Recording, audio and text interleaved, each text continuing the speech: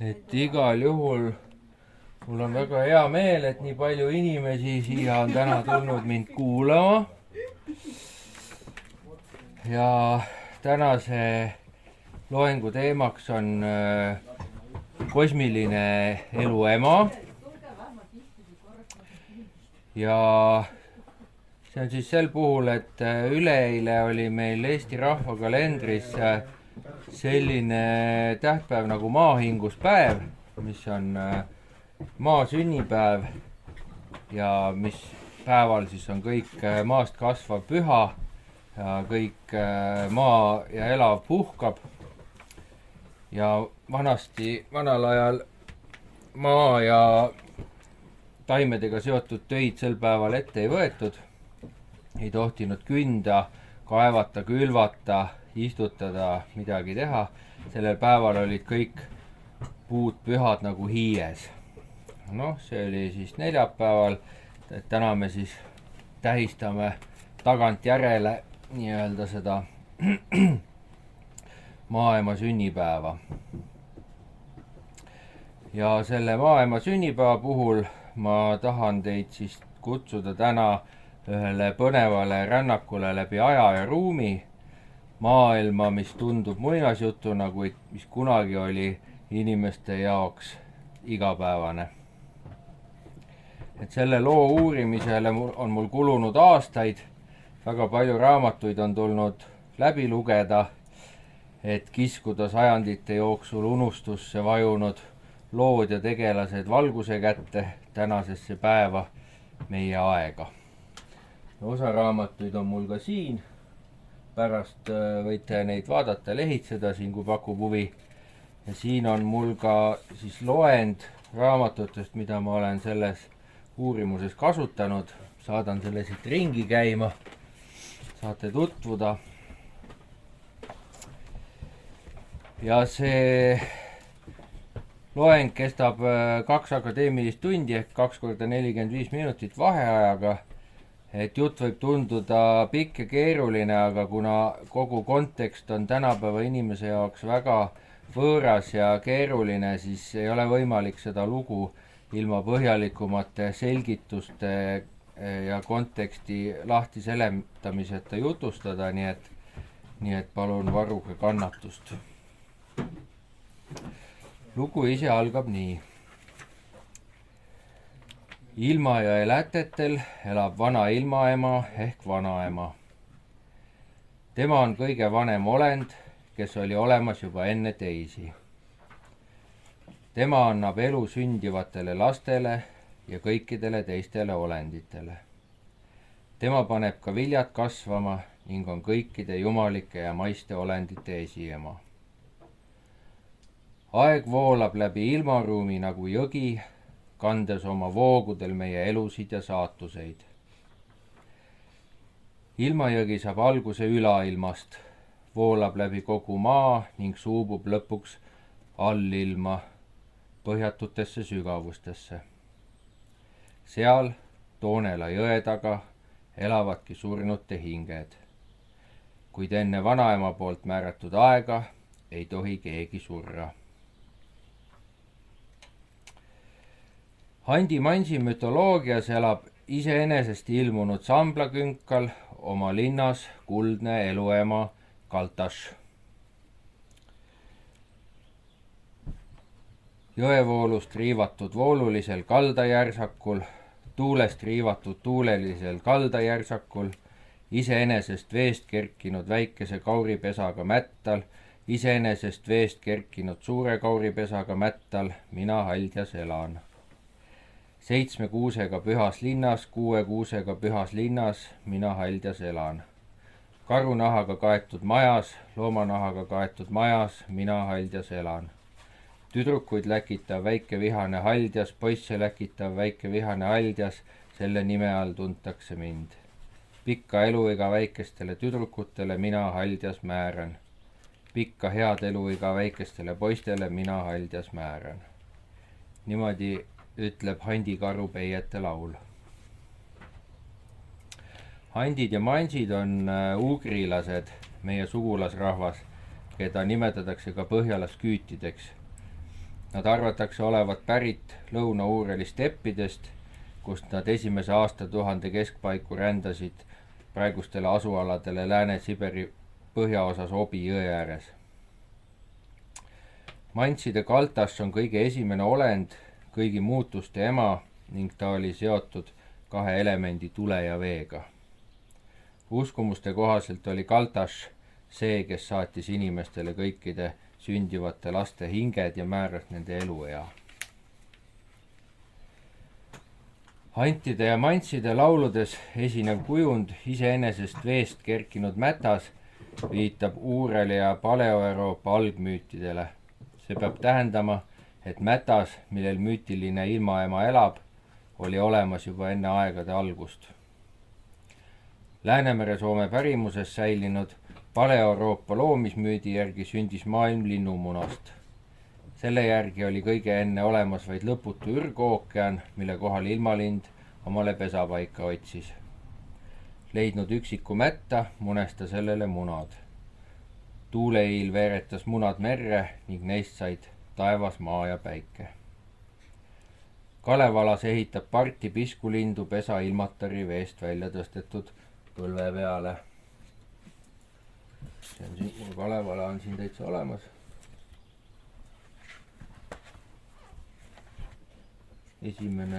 Kalevala esimene runo, siin on isegi pilt ilmatarist. Võite pärast vaadata lähemalt.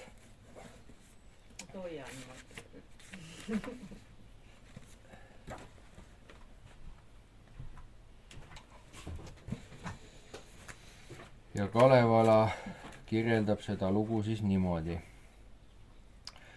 Tuli parti piskulindu, lendelekse lookelekse, otsides pesa aseta asupaika haudumise. Lendas lõunad, lendas lääned, lendas loodid ja edelad. Ei leia aseta hääda, paika ei pahematki. Kuhu panna võiks pesada, asutada haudumista. Liikelekse, lookelekse, arus endal arvalekse. Kas teen toa ma tuule pääle, pesa lainte ladva pääle? Tuul see mu toa purustab, pesa lained need lõhuvad. Säälab siis see vee-emake ilma imbi, tõstis põlveda meresta, laba luuda laineesta, pardile pesa kohaksi, asemeksi, armaaksi. Siuke lugu. Jälgi nendest lugudest võime leida Karjalast Äänisjärve idakalda kaljujoonistelt, mille avastas 1848. aastal Tartu Ülikooli professor Krevink. Need pildid on umbes 5000 aastat vanad ja loodud tundmatu päritoluga rahva poolt enne Läänemere soomlaste saabumist.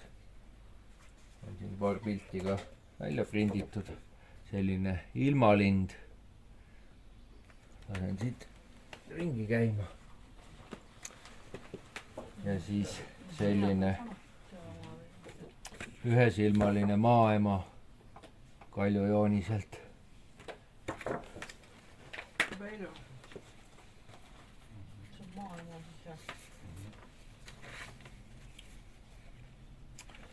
Ja siin on siis veel üks versioon, mis on nüüd oluliselt hilisemast ajast, pronksist Jumalaema 3. silmaga, see on Permimaalt, nüüd juba meie ajaarvamise 6.–7. sajandist. Väga suure tõenäosusega on. Kus see Permimaa on? Permimaa on seal enne Uuraleid. Jah, see on Permi oblast. Et nad asuvad Karjalast ida pool on Permimaa.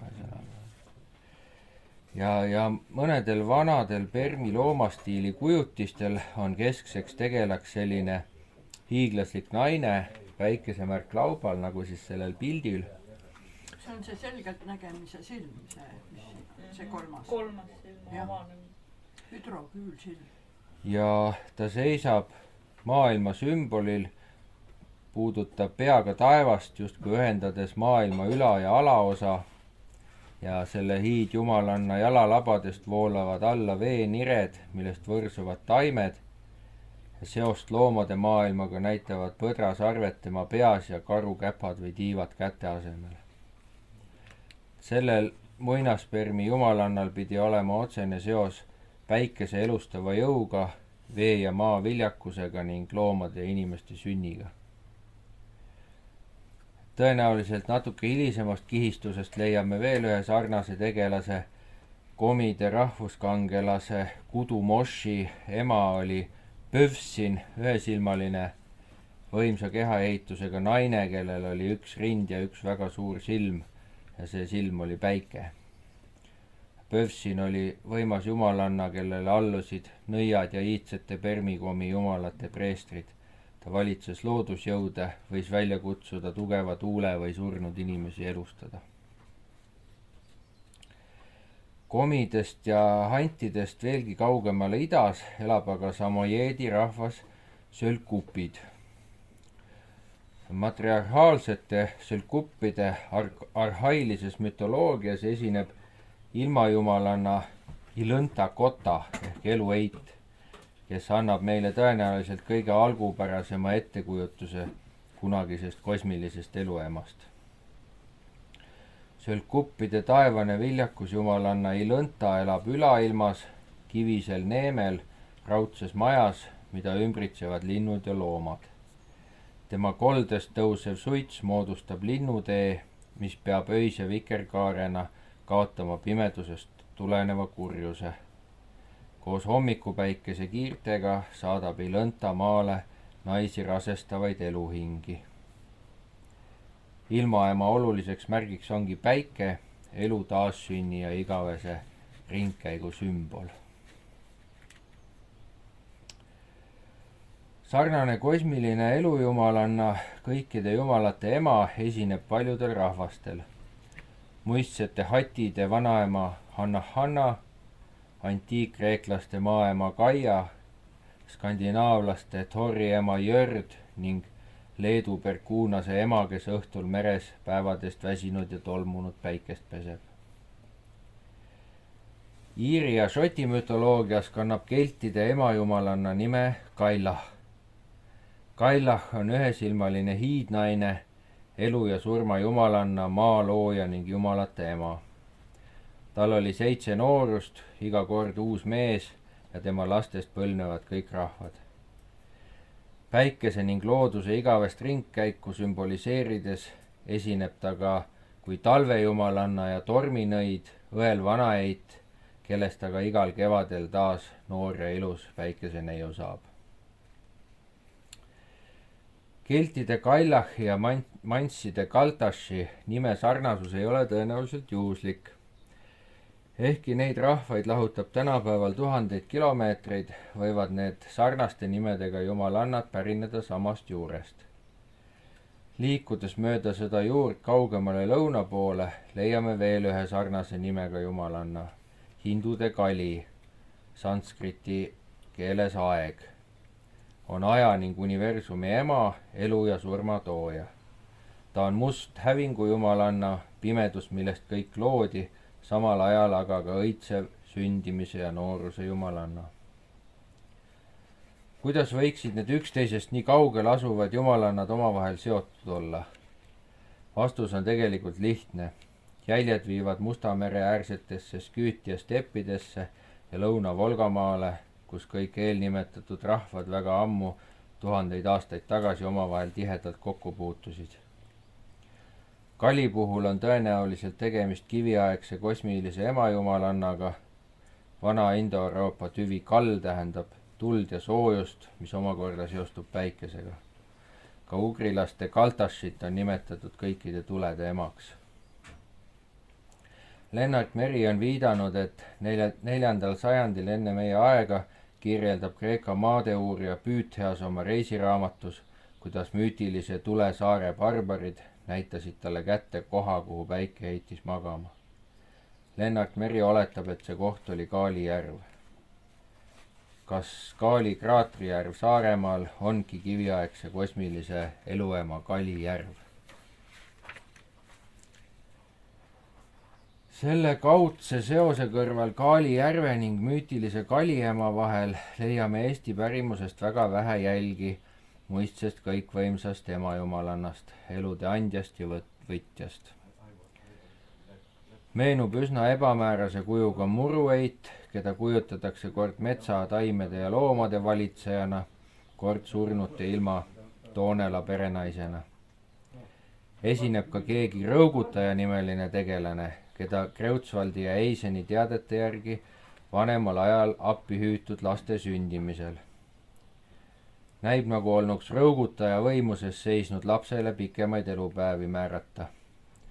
Pärast lapse sündimist tõstis ämmamoor lapse 3 korda üles, üteldes tule Rõugutaja, tõsta lasta.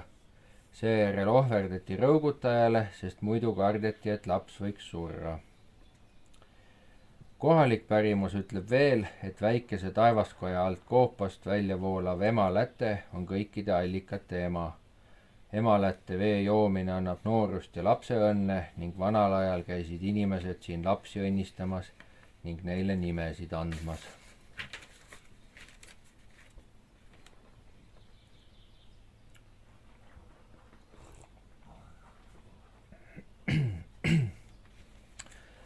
Kuhu kadus siis võimas kiviaegne ülijumalanna kosmiline eluema, ülailma valitseja? Vastuse leidmiseks peame rändama tagasi umbes 5000 aastat, aega, mil Indo-Euroopa rahvad ei olnud veel siia jõudnud ning Euroopat asustasid teadusele seni tundmatu päritoluga Paleo-Euroopa varased põlluharjad. 4.–3. aastatuhandel enne meie aega paiknes Indo-Euroopa algkultuur kusagil Musta ja Kaspia mere ümbruses. Erinevalt juba kiviajal põlluharimiseni jõudnud paleoeurooplastest domineeris indoeurooplaste hulgas peamiselt karjapidamine. Juhtival kohal oli hobusekasvatus, mis koos sõjavankri leiutamisega tegi võimalikuks end aarialasteks nimetava hõimugrupi kiire ning agressiivse liikumise läbi laiade stepivööndite Euroopasse ja Hindustani. Pale-Euroopa põliskultuurid elasid tõenäoliselt suhteliselt võrdõiguslikus ühiskonnas, mida valitses kuninganna Preestrinna. Uus Indo-Euroopa kultuur oli aga palju agressiivsem ja vastandeid mitte sallivam. Nagu kõikidel nomaadidel kehtis ka Indo-Euroopa karjakasvatel isaõiguslik perekond ehk patriarhaat. Mul on ka mõned pildid. Sellel pildil on Pale-Euroopa Preestrinna, mis on arheoloogiliste leidude järgi tehtud rekonstruktsioon umbes 9000 aastat tagasi elanud naisšamaani matuste järgi. Kus sa need pildid said internetist? Jah. Ja siin vastandina siis on Aaria sõjavanker ehk siis indoeurooplaste sõdalased. Ja siin on veel üks kaart, mille ma olen ise joonistanud. See on küll selline nagu kavand, et ta ei ole mul lõpuni viimistletud, mis näitab siis Indo-Euroopa ja indoeurooplaste ja Uurali hõimude rändeid sellest ajast 4. kuni 2. aastatuhandest enne meie aega, et mismoodi nad siia Euroopasse jõudsid.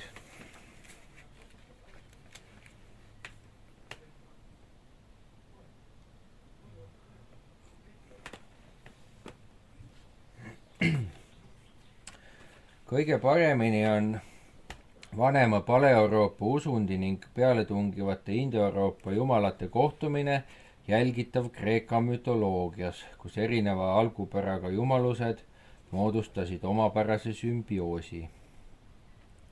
Kiviaegsetel jumalannadel läks seal suhteliselt hästi. Kreeka panteon on naabrite omast tunduvalt matriarhaalsem. Pale-Euroopa maaharijate ilmapilt oli kolmeosaline. Ülailm kuulus taevahärjale, allilm veemaole ning kosmiline emajumalanna oli vaheldumisi pühas abielus mõlemaga, sünnitades kõik inimesed, loomad ja taimed.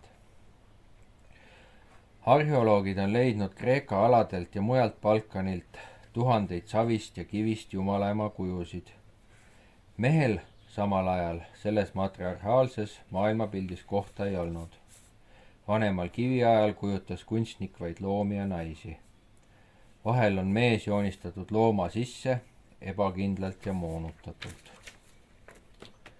Selle kohta ma olen naljatamisi öelnud, et kiviaegses hierarhias mees oli koerast madalamal.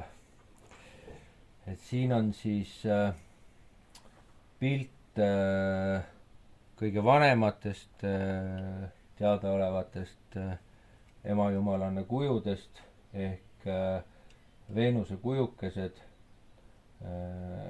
üks siis Tšehhist, teine Austriast. Willendorfi Veenus Austriast on ilmselt kõige tuntum nendest. Need pärinevad siis umbes ajast 25 kuni 30 000 aastat tagasi, väga vanad kujukesed. Ja siin on nüüd oluliselt hilisemast ajast Ukraina aladelt Kukuken Trypilja kultuurist pärinevad Veenuse kujukesed, umbes 6000 aastat vanad. See on ju Willendorfi Veenus. Ja need sõjakate indo-iraanlaste ratsasalgad jõudsid siis Kreekasse umbes aastal 2300 enne meie aega. Ja koos nende migrantidega tuli ka nende taevajumal Tjaus ehk Tiivas ehk Zeus. Ei tulnud aga Hera, kes oli kohalik Pale-Euroopa emajumalanna. Enese kehtestamiseks pidi uustulnukas Zeus astuma võitlusesse varasemast kihistusest pärit loomjumalate ja draakonitega. Hera aga kaitses oma lähikondlasi. Et nagu öeldud siis, et vanema kiviaja hierarhias mees oli loomast madalamal, et Zeusil oli väga raske ennast seal sellel redelil ülespoole võidelda. Ja Enn Haapsaar on oma raamatus Soome-Ugri saamine kirjeldanud seda niimoodi. Pale-Euroopa mütoloogiasse sulamiseks pidi Zeus astuma härja ja mao ossa ning tõrjuma kõrvale tõelised härg- ja madujumalad. Zeus võitleb nendega pikalt ja halastamatult, kusjuures Hera on nii või teisiti loomjumalate poolel. Nagu öeldud, ei olnud Zeusi jaoks kasulik ilmuda jumalanna ja inimnaiste ette inimese kujul, sest paleoliitikumist alates olid meesjumalad olnud loomsed ja jumala ema ei saanud semiootilistel põhjustel astuda vahekorda inimnäolise jumalaga. Vahel oli kasulik peibutada väikese loomana. Seepärast valis Zeus teinekord väikese looma kuju ja äratanud enda suhtes kaastunde, paljastas oma tõelised kavatsused. Nii jälitas ta ühe müüdi järgi kaua ja tulemusteta Herat ning pääses talle ligi alles haige käona. Hera võttis linnu kätte, et teda kaastundest hellitada ja soojendada. Oma tundi oodanud Zeus antropomorteerus selle peale ja vägistas jumalanna. Sellised need mehed on. Räägivad, et nad on nii haige, ajavad kägu, et on haige kägu ja siis kui lased nad lähedale, siis kasutavad seda kurjasti.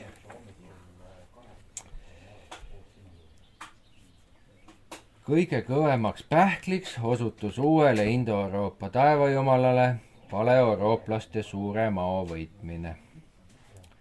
Maol oli Pale-Euroopa usundis oluline koht. Balkani poolsaare vanade põllunduskultuuride keraamika ja pisiplastika näib kajastavat loomislugu jumalannast, kes mao või veelinnu kujul muneb ürgmerre muna ning poolitab selle maaks ja taevaks. Maod olid pühad ka Balti ja Germaani hõimudele, olles seotud abielu ja sünniga. Leedu müüdis Egle madude kuninganna abiellub tüdruk maoga ja viiakse veealusesse maailma.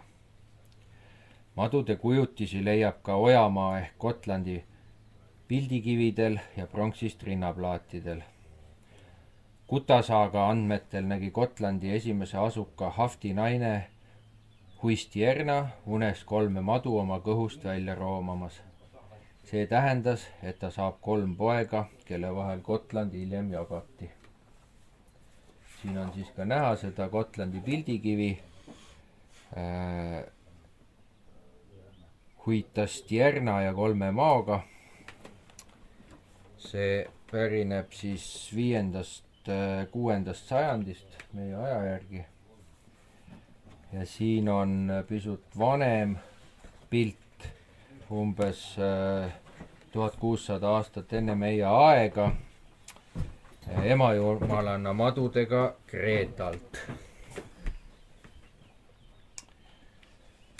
Ka muistsete eestlaste usundis oli madu naiseliku viljakuse sümbol. Maokultus, mis arvatakse olevat alguse saanud juba uurali keeleperioodil, oli seotud ühelt poolt surma ja suremise, teiselt poolt aga viljakuse ning õnnega. Uss tõi jõukust ja aitas säilitada sidemeid esivanematega. Saami šamaanitrummidel esineb ussi kujutis tavaliselt joonistuse alumises allilma osas, kus asub ka surnute elupaik. Soome rahvaluules tundub ussil samuti olevat allilma valvuri roll. Lennart Meri kirjutab oma raamatus Hõbevalge. Muistsete kujutluste kohaselt ei olnud uss eemale tõukav ega ohtlik, vaid lugupidamist vääriv loom, kes peletas haigusi ja tõi majale õnne. Inimest paelus ussi surmav mürk ja surmataoline talveuni, mis lubas looma siduda surnute riigiga, teise ilmaga, kus isad-emad jätkasid oma igapäevast tegevust. Mitmete teadete kohaselt peeti Eestis veel 19. sajandi lõpul talude väeloomana nastikuid ehk kodumadusid. Maja ussi toideti piimaga ja hoiti hoolega, et õnn oleks perega. Maod elasid toas, mõnikord ka laudas, aidas või maja lähedal kivihunnikus. Mõnel pool peetud kodumadusid koguni tõnnivakkades või kirstudes, kus neile piimaohvri kõrval muidki ande ohverdatud. Otto Wilhelm Masing kirjutab: mitmes maakonnas meie maal on mõnes talus juba vanast ajast viisiks võetud, et kodu ehk maja usse peetakse ja söödetakse ning oleme seda oma lapsepõlves oma silmaga oma sünnipaigas näinud. Pani siis peremees või perenaine igal hommikul piimakausikese kambri põranda peale ja vilistas korda 2 või 3, ehk kutsus perenaine neid nõnda, kuidas pardipoegi kutsutakse, ning tuli siis peagi 2, 3, mõnikord 4 ja 5 madu kambri seina alt välja piima jooma. Ja Eisen kirjutab samal teemal oma raamatus Eesti vana usk. Võnnus viidud ristineljapäeval ehk siis sellel samal maahinguspäeval, mis oli üleeile, kodumadude jaoks ohvrikivile ohvreid, kas esimest võid või villaseid sokki või kindaid. Aastat ristineljapäevast 2. aasta sama päevani kutsutud kodumaokeste aastaks. Võõraski ei tohtinud kodumadusid tappa, sest siis oleksid loomad kärvanud. Endised koduussid erinenud praegustest madudest, endised olnud kas valged või vahakarva. 19. sajandi majaussid ja nendele toodud annid võivad olla kajastus palju vanematest aegadest, kui ussid olid siinmail veel palju suuremad ja tähtsamad. 11. sajandil kirjutab Saksa kroonik Bremeni Adam, et Islandi elanikud austavad draakoneid ja linde, kellele nad elusaid inimesi ohverdavad.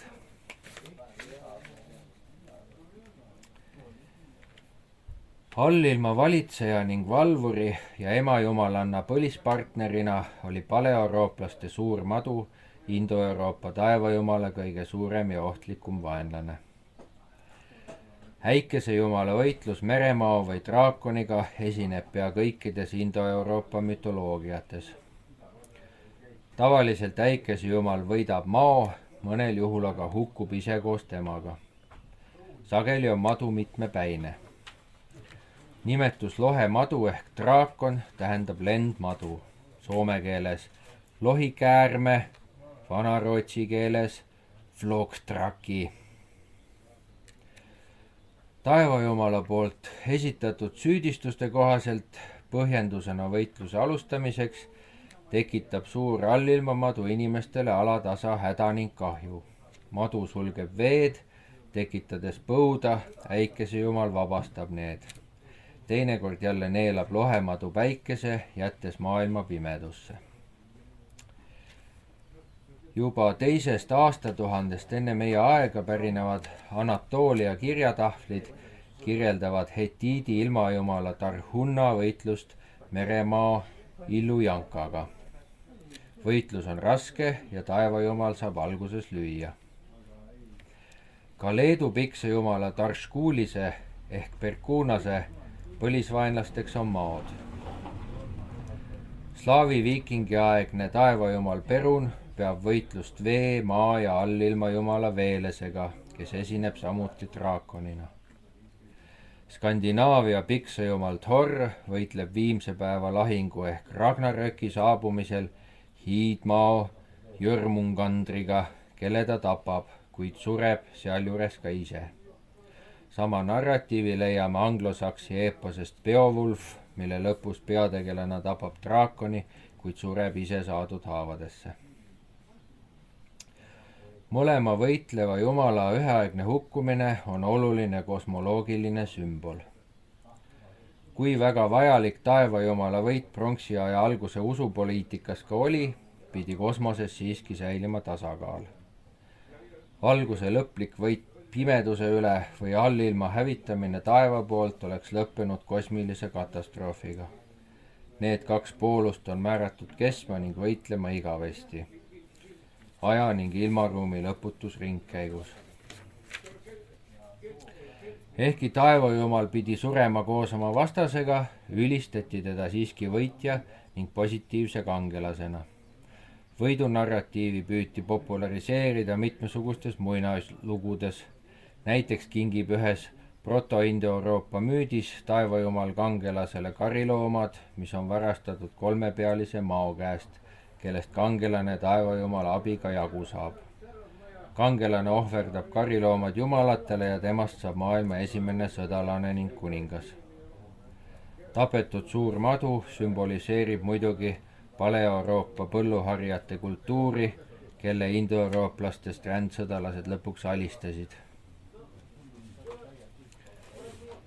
Pika ja visa võitluse tulemusena õnnestus Indo-Euroopa taevajumalal ning patriarhaalsel ühiskonnamudelil muistsed loomjumalad lõpuks võita ning kõrvale tõrjuda. See suur võitlus hõlmas ka soome-ugrilaste kultuuriruumi Uuralite piirkonnas ja Volgamaal.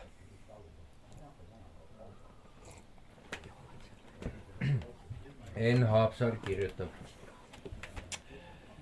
Põhimõtteliselt ei erine Mykeene matriarhaalne religioon Sölkuppide nummieelsest religioonist, mil taevas oli peajumalusena ainult Ilõntanaine ja tema koda valvasid zoomorfsed loomakujulised olendid.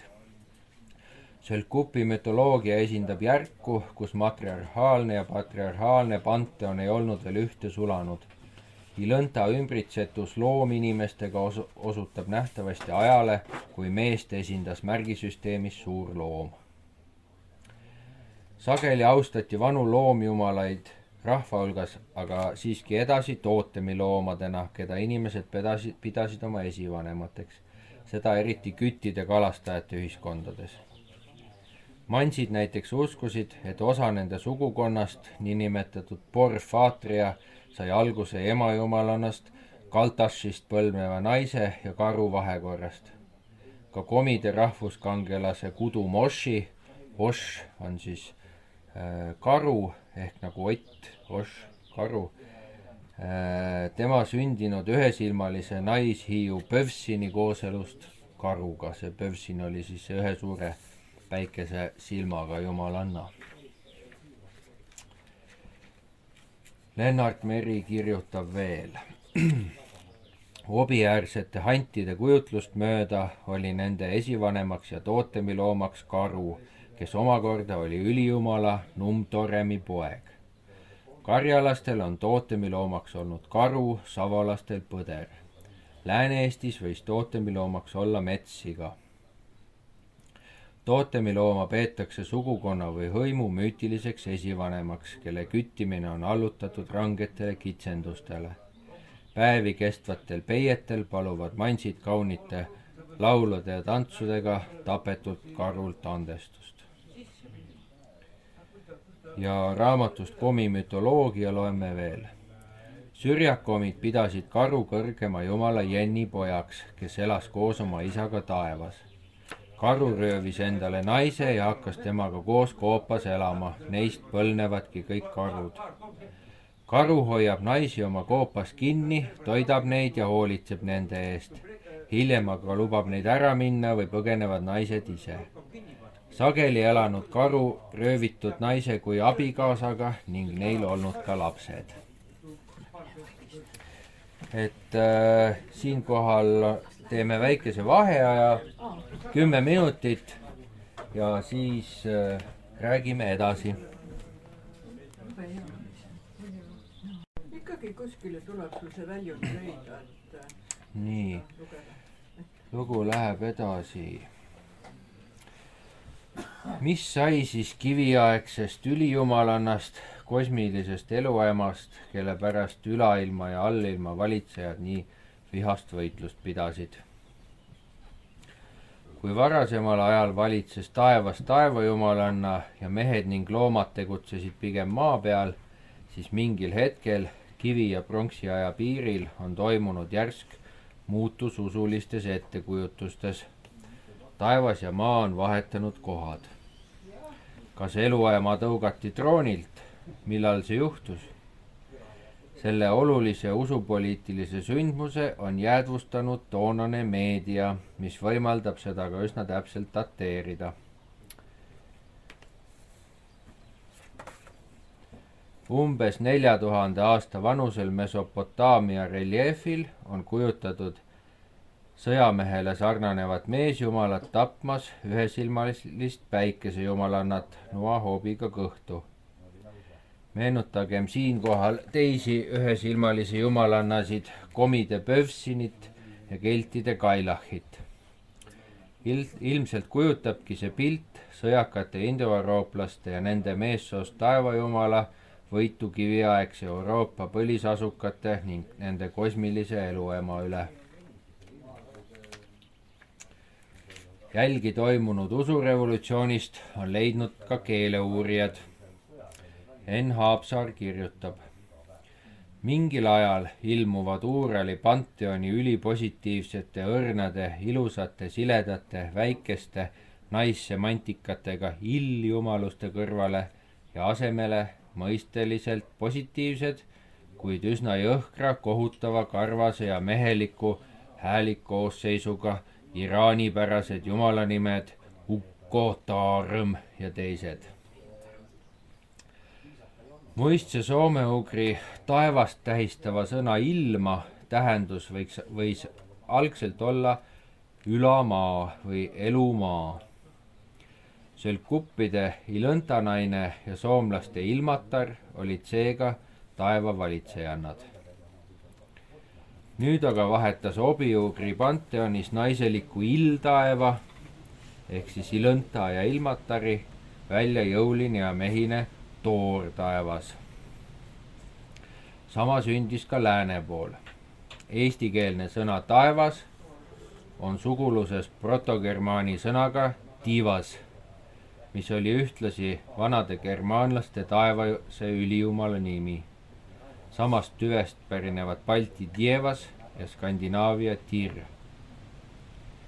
Meheliku Indo-Euroopa taevajumala nime samastumine taevaga pronksiaja alguses viitab sellele, et paleorooplaste kosmiline eluema tõugati ülailma valitseja kohalt ning tema asemele asus meessoost taevajumal.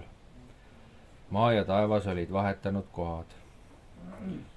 Koos peajumala positsiooniga võttis uus meestaevajumal üle ka taevajumalana ametialase sümboolika, näiteks ühe suure leegitseva silma. Indo-Euroopa usundis oli päike taevajumal tiivase silm. Skandinaavia sõjaka ühesilmalise jumala Oodini näol on see motiiv jõudnud ka hilisemasse mütoloogiasse. Sealt peale valitsebki Euroopa usundis dualistlik maailmapilt, kus taevast vastandatakse maale, meest naisele, head kurjale. Kui Pale-Euroopa kosmiline eluema valitses taevas, paaritus ürgjõudude või loomjumalatega ning sünnitas kõik ülejäänud olendid, siis nüüd sai temast maaema, taevaisa vastand, keda viimane kevadeti piksenoolte ja vihmaga viljastab. Ajalugu kirjutavad paraku võitjad. Peale eluema taevast allaheitmist järgnes patriarhaalsele ühiskonnale omane ohvri süüdistamine.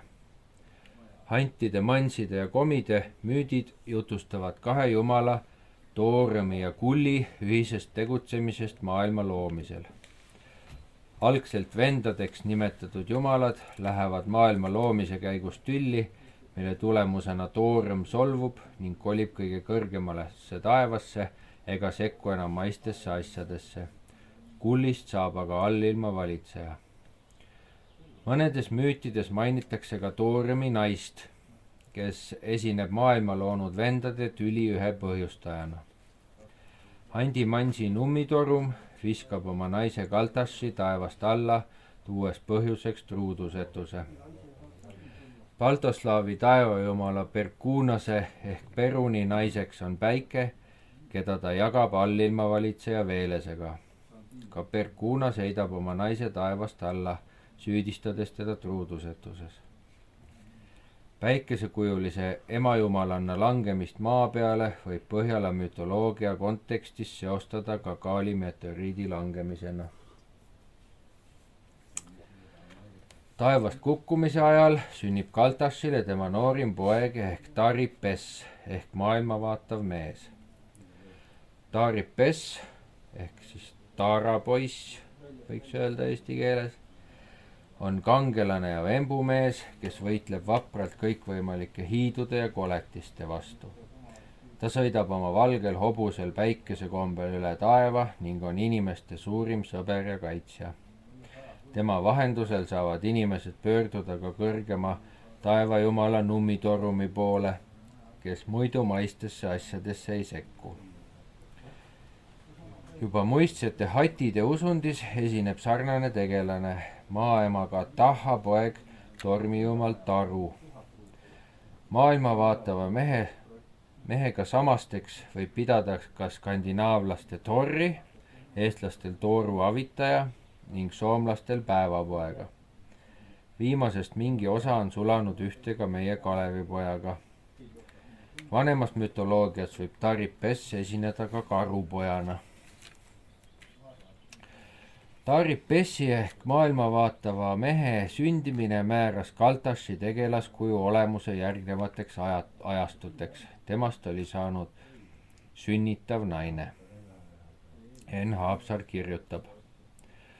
Ugrilaste Kaltašekva on tõlkes sünnitav naine. Ugri mütoloogias peetakse vajalikuks ära mainida maailma jälgiva mehe sündimine taeva ja maa vahel ning Kaltaši oletatav võrdkuju, kuldnaine, esineb peaaegu alati koos lapsega. Maailma jälgiva mehe sünnitamine ongi Kaltaši viimane uudiskünnist ületav fakt.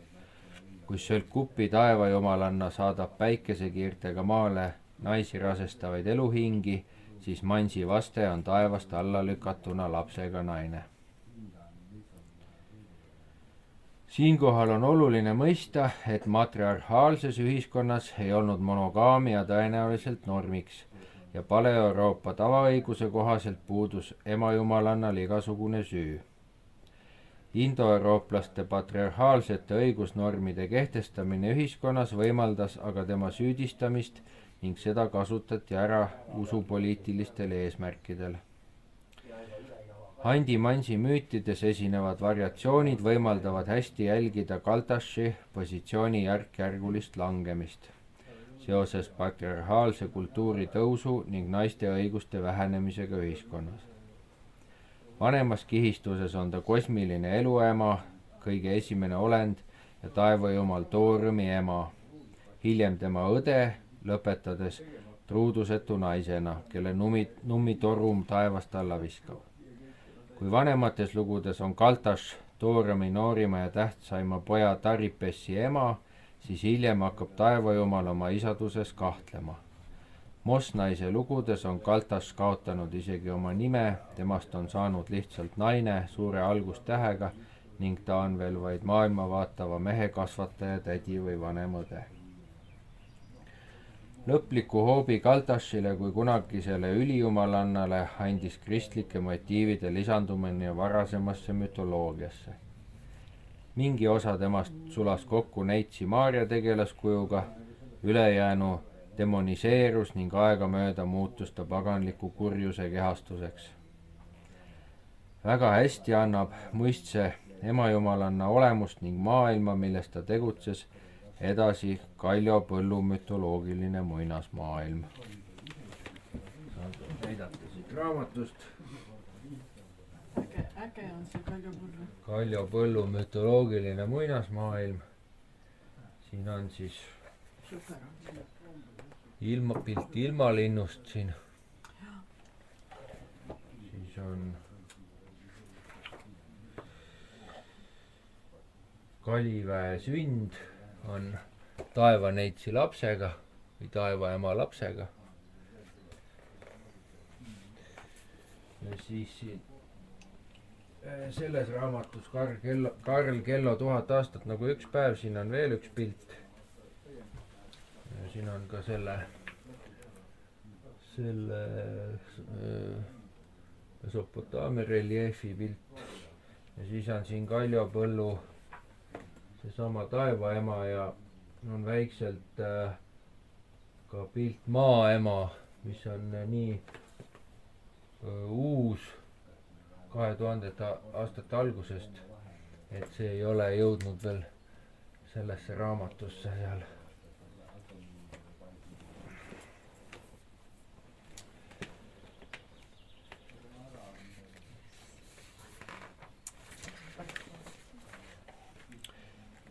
Ehkki uue võimu poolt kehtestatud ametliku versiooni järgi heideti Kaltaš taevast alla ning kasutati kõiki vahendeid, et tema tegelaskuju demoniseerida, jäi rahvas teda endiselt armastama.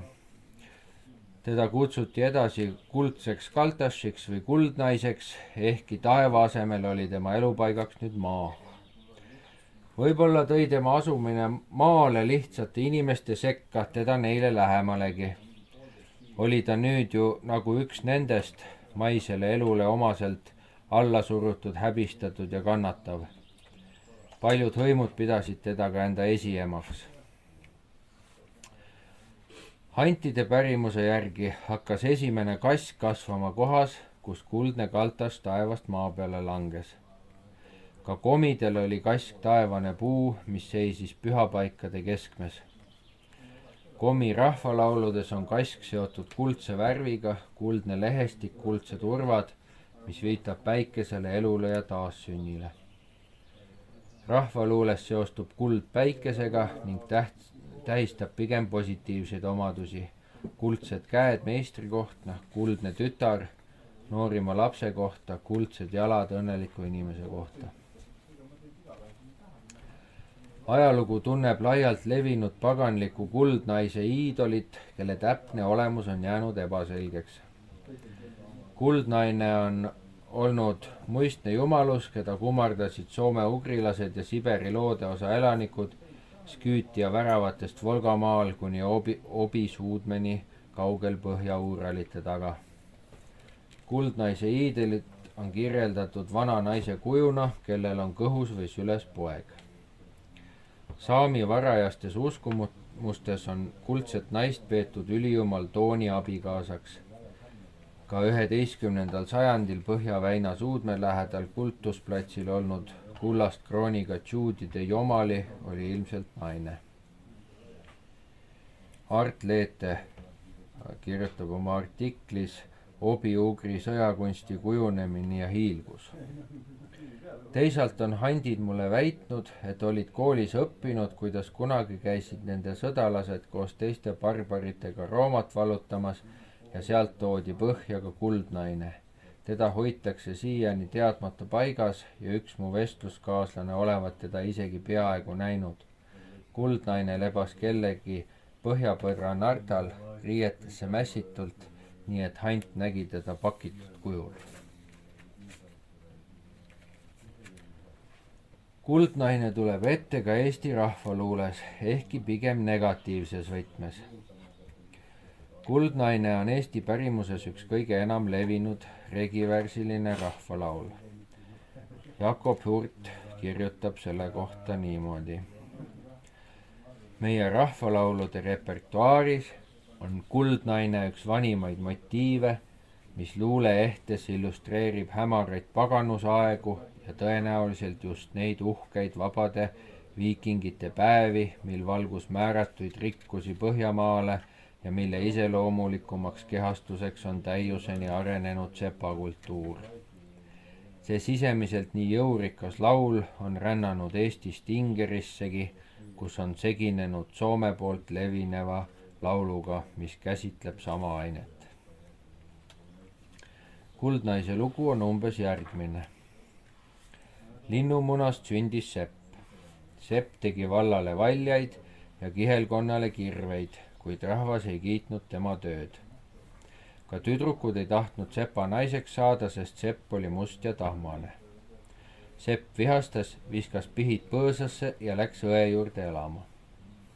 Ta hakkas kulda, hõbedat ning vaske koguma ja valas omale kullast naise. Kullast naisega magades hakkas aga Sepal naisepoolne külg öösel külmetama. Hommikul püüdis ta naist äratada, aga see ei ärganud. Lõpuks viis Sepp kuldnaise külarahvale näha, et mis sellel õige puudu on. Vanad naised vastasid, et kuldnaisel puuduvad keel, meel, mõistus, süda ja hing. Külataadid soovitasid Sepal võtta naine ikka külatüdrukute hulgast. Iluseppa poisikene, iluseppa ilmatarka maakavala, kokku panni isade kulla, kokku panni emade kulla, kokku kulla kuie venna õbe 7 õese, tegi kullast naise noore hõbedasta teise poole, ütleb Muhumaa Kuldnaise laulu versioon. Kuldnaise lugu esineb ka Kalevalas, kus selle peategelaseks on müütiline ilmasepp Ilmarinen. Mis sealt ahjusta ajasi, tuli välja lõõtsa teelta. Neidu ahjusta ajasi, kuldapalmi käsi päälta, pää hõbeda patsi kulda, keha kõiki kaunikene. Siisab Seppa Ilmarinen tagus kuldasta kujuda, tagus öödki hingamata, päevad puhkust võttemata. Jalad jätkas neidisele, jalad jätkas, käed kujutas. Põhjus, miks just see lugu rahvapärimuses säilinud on, võib seisneda selles, et negatiivse sümbolina kujutatud hingetu kuldnaine sobis kristliku ideoloogiaga võrrelda näiteks piibli kuldvasikaga ning jäi seetõttu omaaegsest kirikutsensuurist puutumata.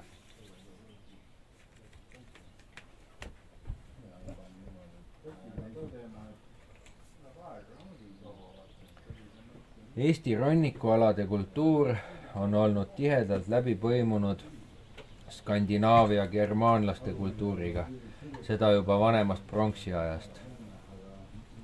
Germaani usundis olid emajumalused väga olulisel kohal, samuti mängisid tähtsat osa tuleviku ettenägemisest nõiad ehk teadmanaised. Rooma kirjamees Tacitus on juba 1. sajandil märkinud, et germaanlased uskusid, et naistes on midagi püha ja ettenägelikku. Skandinaavia viikingiaegses mütoloogias on kõige tähelepanuväärsem ja enam tuntud jumalanna armastuse, ilu ja viljakuse kaitsja Freia. Protoskandinaavia keeles tähendab Freuen naist, samast tüvest pärinevad saksa Frau ning eesti proua. Eesti keeles on Freia säilinud nädalapäeva nimena reede, inglise Friday. Teistes keeles on säilinud ka tiivase ehk tirripäev, inglise keeles Tuesday, Woodani ehk Oodinipäev, inglise keeles Wednesday ja toripäev, inglise keeles Thursday. See, et eesti keeles on säilinud just Freia päev, vihjab, et tema võis olla eestlaste jaoks kõige olulisem jumalus.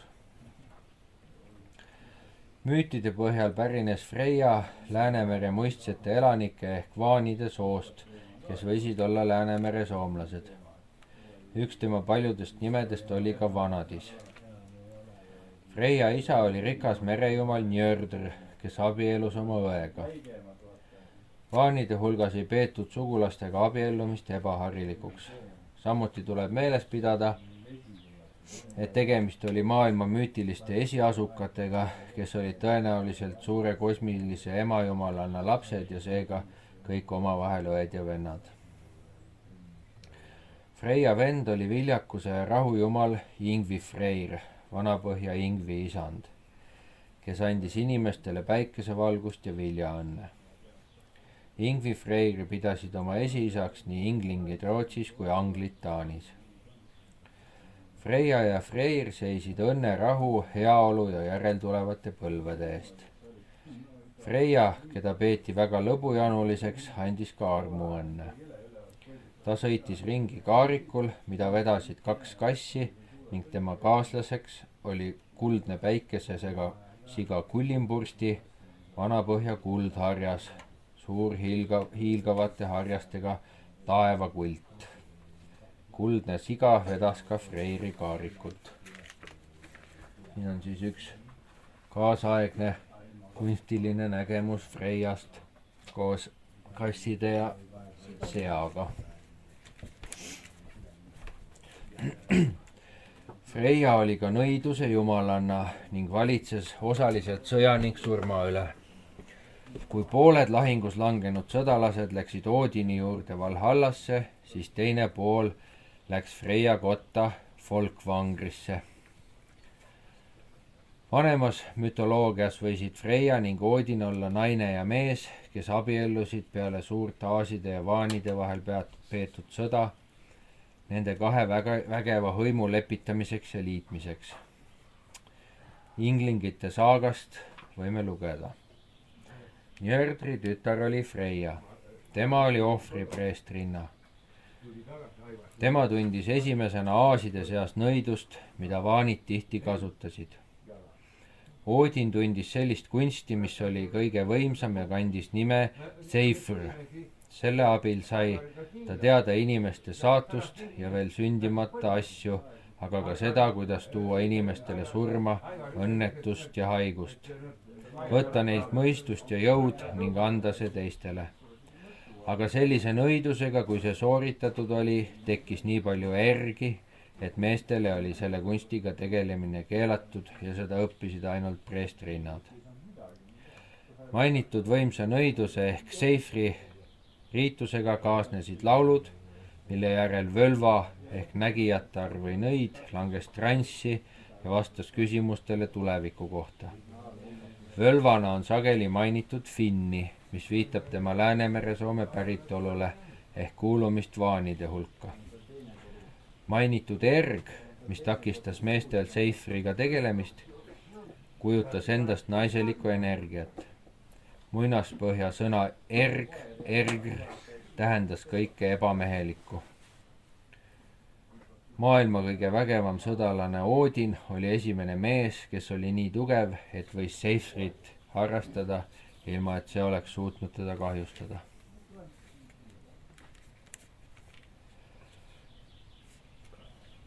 Rooma kirjamees Tacitus kirjutab oma raamatus Germania. Nüüd siirdusingi Sveebi mere ehk Läänemere parempoolsele rannale. Seal elavad mere ääres aestide hõimud, kellel on sveebide tavad ja välimus, kuid keel on lähemal Britannia keelele.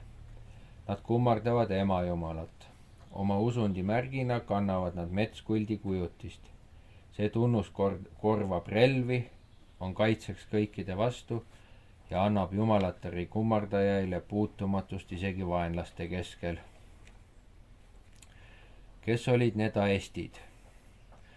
Pan-indoeuroopalik ajalookäsitlus, mis on paraku levinud ka Eesti ajaloolaste hulgas, on püüdnud marginaliseerida Läänemere soomlaste rolli kohalikus ajaloos.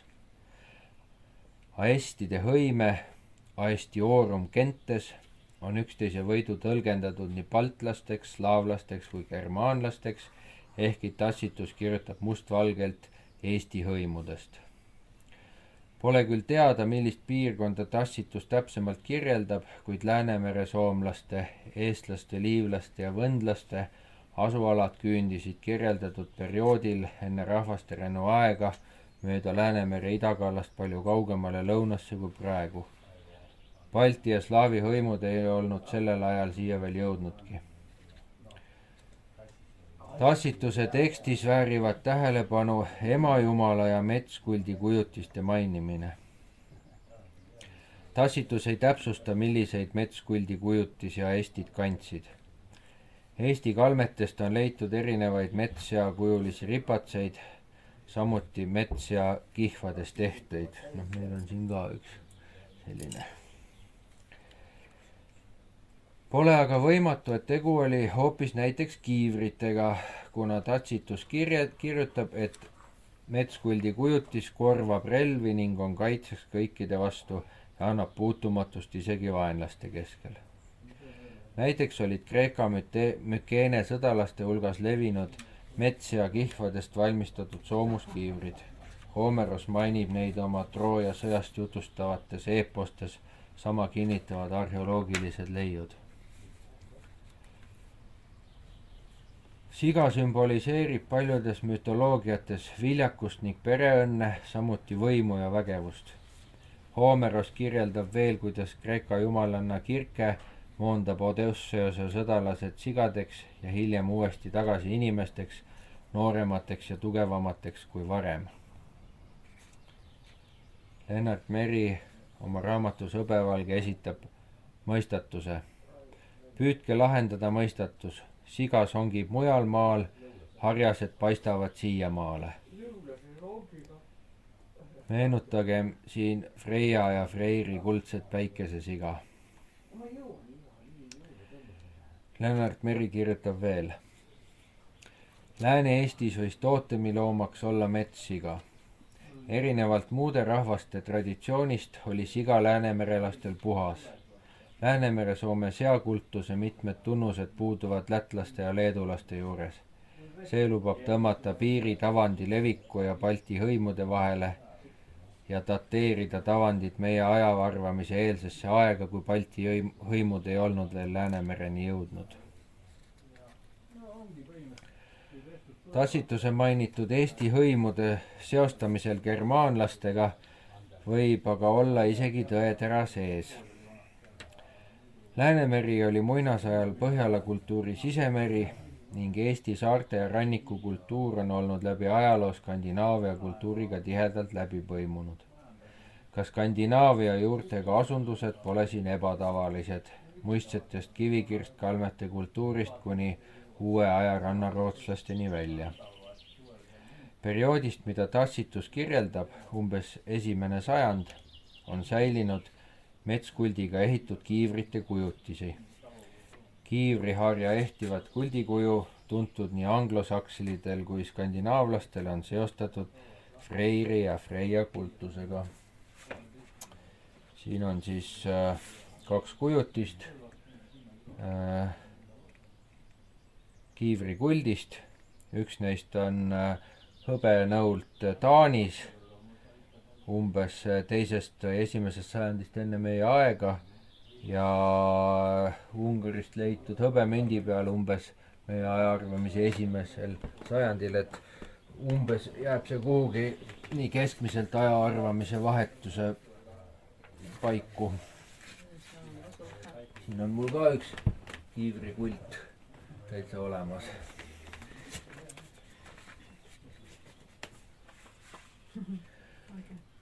skandinaavlastest sõdalased kandsid metskuldi kujukesi oma kiivritel veel sajandeid hiljemgi.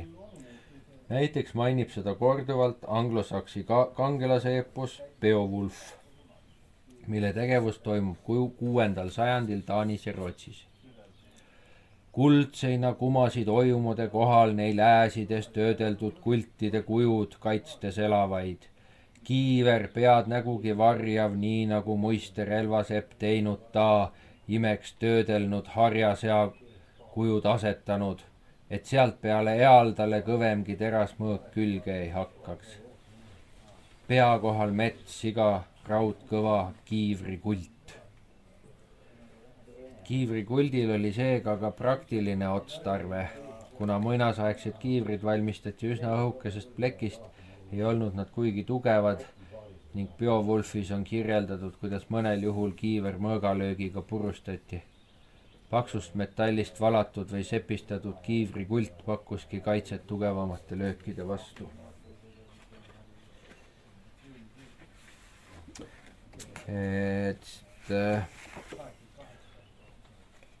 Kuskil 6.–7. sajandist on leitud selliseid pronks või hõbe või kuldplaatidega kaunistatud kiivreid, millel on siis see kiivrikult ja siis on need väärismetallist plaadikesed seal kiivri peal, kus on omakorda igasugused kujutised ja siin on siis üks suurendatud kujutis sellise kiivriplaadilt, mis kujutab siis omakorda neid kiivrikultidega, kiivritega sõdalasi.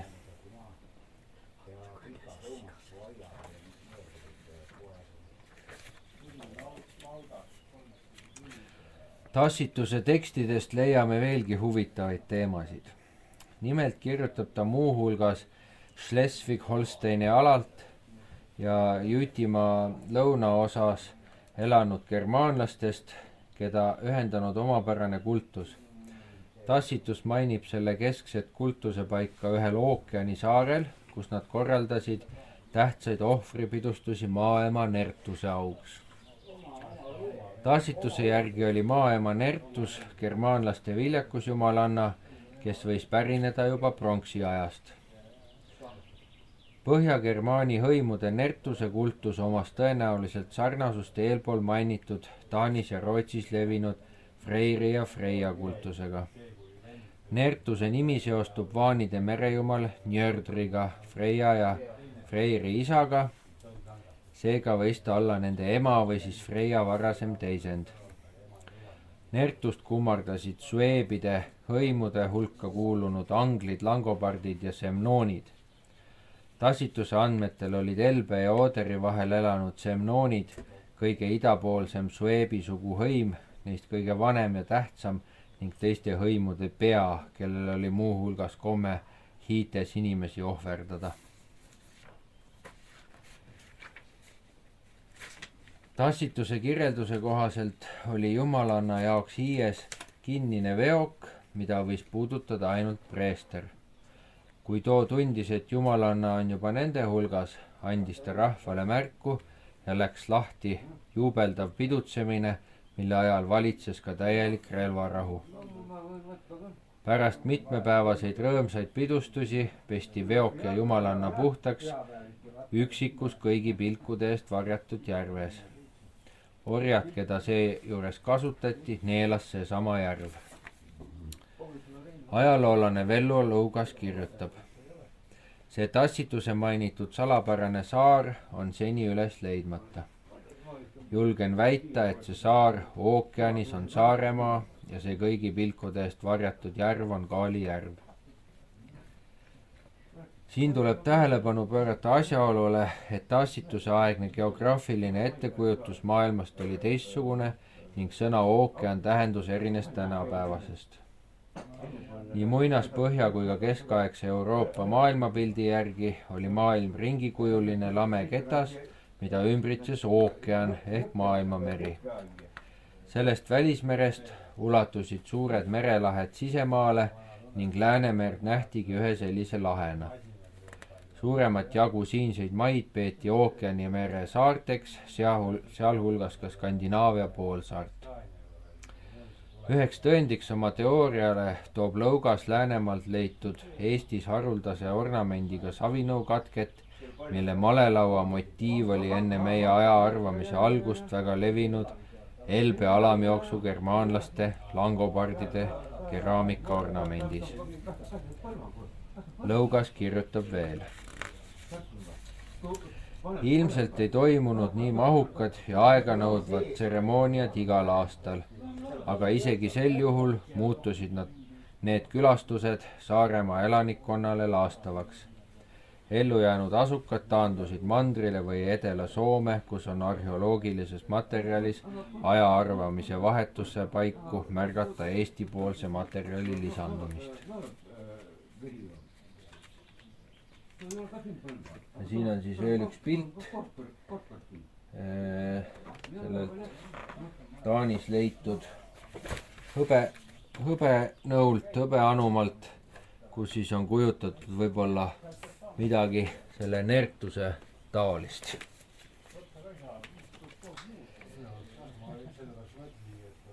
Meie ajaarvamise esimestel sajanditel Rooma keisririigist levima hakanud kristlust iseloomustas eriline sallimatus kõige endast erineva vastu ning samuti sügav naiste alandamise ning allasurumise praktika. Paganlikke traditsioone hävitati vahendeid valimata. Kui see ei õnnestunud, püüti sügavalt juurdunud traditsioone ja kombeid kristlusega ühte sulatada. Hiiemägedele ehitati kirikud, näiteks Tartu Toomemäele, ja tähtsamad pühad nimetati kristlike pühakute järgi, näiteks jaanipäev. Osa muinasajal laialt levinud maaema kultusest asendus aja jooksul Neitsi Maarja omaga. See, et Eesti nimetati Põhjala ristisõdade käigus vallutajate poolt Maarjamaaks, näitab, et emajumalanna kultus oli siin väga tugev. Ülejäänud jumalannad kuulutati teemoniteks, nõidadeks ja saatana käsilasteks. Mõnena sellistest ilmub muistse kosmilise eluema demoniseerunud prototüüp paljudes lugudes veel üsna hilisel ajal. Skandinaavia mütoloogias esineb demoniseerunud maaema Rauametsa Moori Angrboodana, kellel olid kurikavala jumalaga Lokiga hirmuäratavad lapsed Hiidmadu Jörmungandr, Päikesejõgijast hunt Fenrir ja surnute riiga valitseja Hell. Vanem eda ütleb, üks moor elab idas Rauametsas ja söödab seal soerdeitsest seltsist kui Fenrir, kuid kurjusest kunagi trolli kujul neelab ära üks nendest kuu. Tähelepanu väärib siin taaskord viide skandinaavlaste arusaamades esinevale nõidade Läänemere Soome päritolule. Kuri naishiid, huntide ja madude ema elab nimelt Skandinaaviast ida pool ehk siis kusagil Eesti kandis. Nimetust Rauamets on tõlgendatud ka kui võimaliku viitena Saaremaale, mis oli muinasajal Läänemere üheks tähtsamaks rauatootmise keskuseks. Samuti võib see seostuda meteoriidi Raua ja Kaali järvega, mille ümber kogu emajumalanna saaga Läänemere kontekstis paratamatult tiirleb. Eeposes Beowulf esineb Angrboda sarnase tegelasena ka koletise Grendeli ema, Näkkide järves elav ürgne vete ja voogude emahunt, suur hoovuste nõid. Soome-ugri mütoloogias langeb taevast visatud naine lõpuks allilma, kus temast saab surmajumalanna ning tema tütardest haiguse vaimud. Mansi mütoloogias on Taren, mansi keeles kuld, haavav ja hullutav vaim, kes võib tungida inimese sisse, nii et viimane kaotab kontrolli. Ka Permikomi mõistendites mainitakse inimestele kahju toovaid müütilisi naisolendeid nimega Kalan. Komide rahvuskangelase Kudumoshi ühesilmalisest emast Pövsinist saab aja jooksul populaarne muinasjututegelane metsaeit Jooma ehk Jaaga Baaba. Jooma elupaik asub allilma piiril, seda kujutatakse onnina kanajalgadel või kuldsel kanamunal. Joomal on pikad rauast hambad, raudküüned, pikk nina ja sageli pimedad silmad. Hundid on Jooma lambad ning karud tema lehmad. Tema sõna kuulavad loomad ja linnud. Mitmes muinasjutus on peategelase teejuhiks ja abiliseks Jooma arssina pikkune kass. Vastandina oma demoniseerunud välimusele esineb Jooma pigem heade peategelaste abistajana. Vaene võõrastütar tuleb Jooma juurest tagasi kulda täis korviga tasuks hoolsa töö eest. Vaprale kangelasele annab Jooma süüa ja juua ning peidab teda oma koletistest poegade eest. Viimase episoodi leiame ka Kalevipoja 11. loost, millest Oskar Luts omakorda ammutas materjali oma nukitsamehe jaoks. Soome mütoloogia tunneb kurja naissoost vaimu äietari või sööjatari, lohede ema, kes madusid imetab ja tõbesid sünnitab. Kalevala üheks peategelaseks on nõiamoor Louhi, kes Kaleva rahvale häda ja tõbesid kaela saadab ning lõpuks varastab neilt päikese ja kuu. Louhi, Põhjala emanda, põhja eite harva hammas, säält ta päeva kinni püüdis, võttis kuukese käsitsi, kuu tõi kõivu küüru päälta, päevlikku peda ja ladvast, need kohe kodu ja kandis pimedasse Põhjalasse, peitis kuu kumendamasta, kirju rinda ja kivie, laulis päeva paistemasta mäesse teraksesse. Ka eestlaste rõugutaja, kes muistsal ajal lastele elu ja tervist andis, on hilisemas folklooris muutunud kurjaks nõiaks, kellega hirmutatakse lapsi. Ühes muinasjutus püüab ta näiteks kõikvõimalike võtetega oma peletisest tütart ilusa võõrastütre asemel mehele sokutada, muutes võõrastütre libahundiks.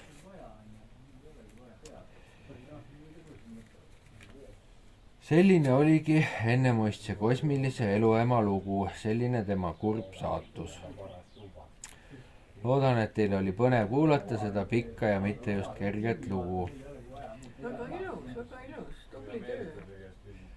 Laseme ennemuistsetel teha veel viimase kummarduse siin uue aja heledas valguses, kuhu neid viimasel ajal nii harva kutsutakse, ning minna siis taas puhkama mineviku varjudes, maailma alguse ning loomise aegadesse, kust nad pärit on. Aitäh!